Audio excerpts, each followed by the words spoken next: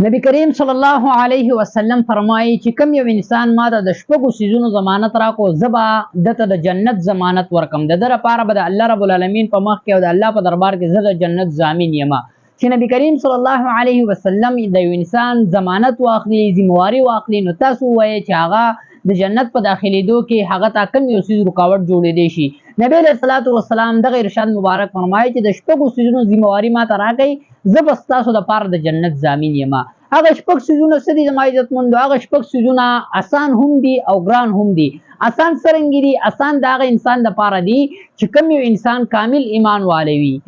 مسلمان وي او صحیح مسلمان وي ایمان داغه مضبوط وي داغه د پاره آسان دي هغه دغه سيزونه هغه سر ته رسول شي خو هغه انسان چې داغه ایمان زموږ په شان دي کمزوري وي داغه د پاره بیا مشکل وي داغه د پاره بیا ګران دي هغه شپږ سيزونه څه دي هغه شپږ سيزونه دي نبی علیہ الصلوۃ والسلام فرمایي اصدقوا اذا حدثتم کله چې تاسو خبرې کوئ نو اولنې سیس پاغي کې دا دی چې تاسو رښتیا وایي دروغ به چرته هم نه وایي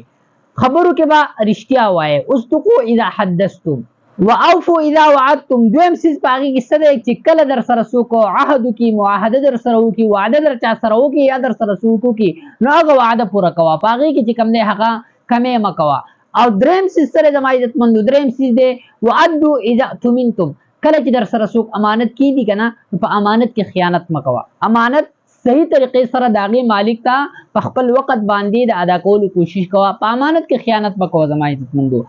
سلورم سیز واحفظوا فروجکم د خپل شرمګاهونو حفاظت کول د خپل شرمګاهونو حفاظت کول یعنی د زنا نه ځان ساتل د سړي د پاره هم د حکم دی او د ښځې د پاره هم د حکم دی د خپل